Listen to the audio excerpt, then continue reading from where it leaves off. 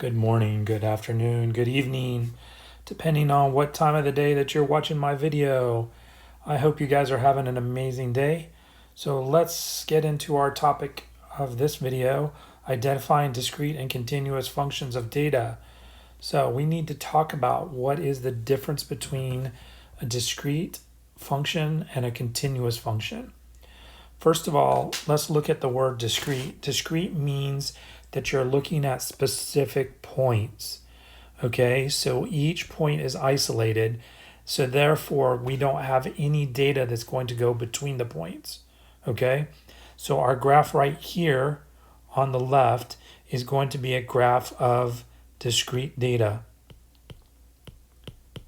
We have discrete data because we have points that are isolated by themselves so that we can't join these points. There is no data between the points.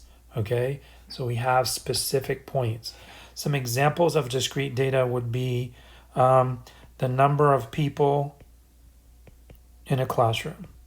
So the number of people in a classroom. Okay. Another example of discrete data might be the number of, let's say, cars in a garage. Okay, so we're looking at items that cannot be split in half or divided. Okay, let's look at it mathematically. Let's look at an equation, for example, y equals 3x plus 3. And this equation as it stands right now is continuous because I am not putting any limits on it. However, once I do this, where I say your domain can only be -2, -1, 0, 1, 2, this now becomes a discrete graph because I only want the y outputs for these 5 numbers. So now that makes this discrete, okay? On the opposite side of the coin, we are going to talk about continuous graphs, okay, or continuous data functions. And these are functions where you're looking at the points of a graph are actually being joined by a line. And that's because there's data between these points. For example, if I wanted to measure the height or the weight of each person in a class, this is continuous data because people don't have whole number heights. For example, I'm 6'1", okay? So I have 6 feet and 1 inch. So there is a point between everyone's heights so that you have data between those points. How about the number of cars in the garage? I want to change that to continuous. How about the lengths of cars in a garage? So here we're looking at lengths. There are parts of lengths.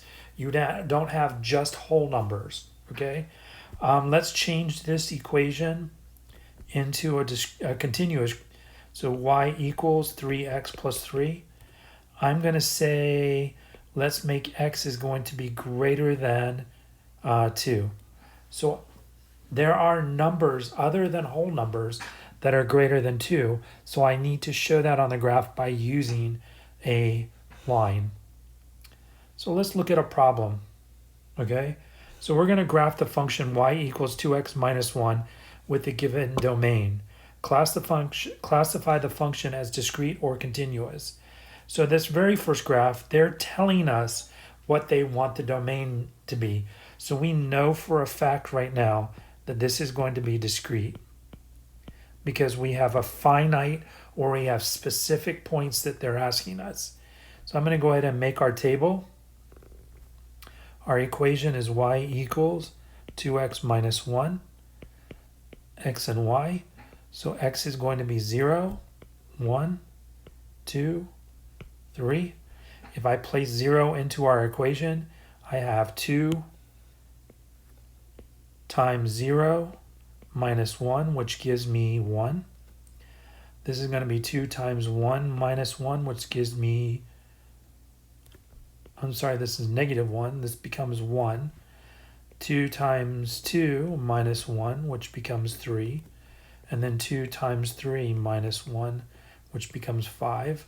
So now I go to my graph, and I'm going to graph each one of these points. 1, 1, 2, 3, and then 3, 5. And I do not join these points because this is discrete a function, and we only want this data set. Okay? Now, let's take the exact same equation, and this time I'm going to say the domain has to be greater than or equal to 0. So we're going to use this same equation, y equals 2x minus 1. We're going to go ahead and graph this, but this time my domain can be any number from 0 to infinity, okay? So me being a math person, I don't want to reinvent the wheel. I'm going to use the same number, 0, 1, 2, 3, because they are, x is greater than 0, greater than or equal to. I get the same outputs when I put these into my function. So I'm going to go ahead and graph these.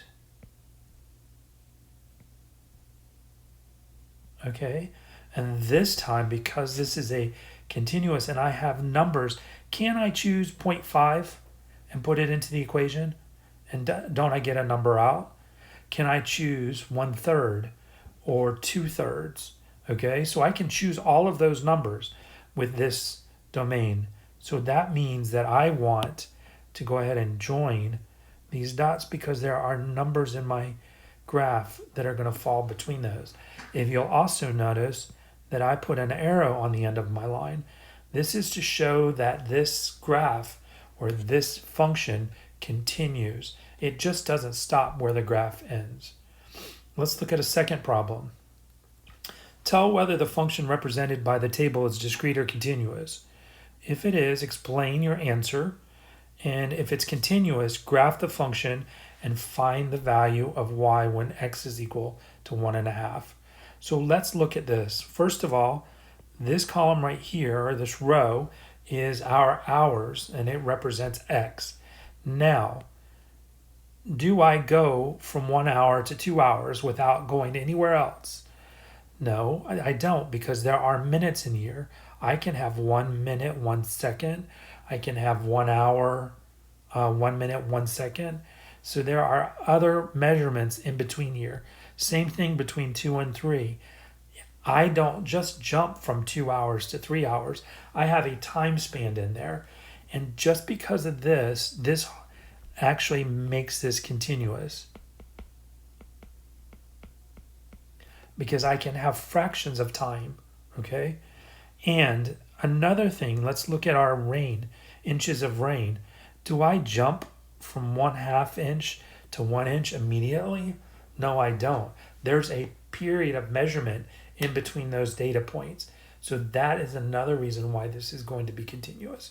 So while it says now that this is continuous, we need to graph this. Well, I'm going to actually graph this. I'm going to go up by 4s on my y-axis, which is rain in inches. And my x value is going to be time. So this is 1 inch. This is time in hours.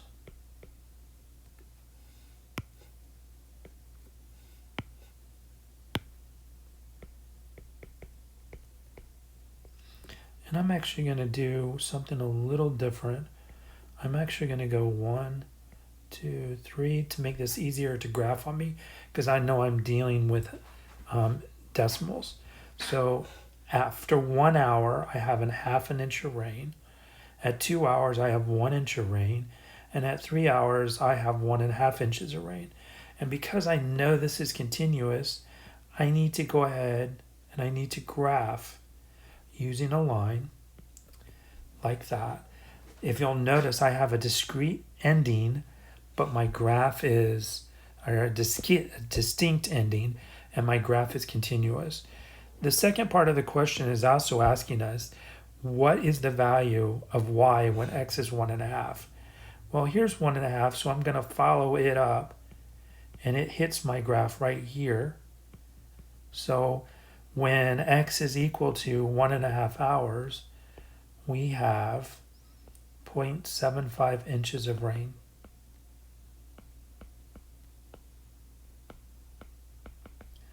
So that's the end of our video. I hope you have enjoyed it. I hope you have a great day and take care.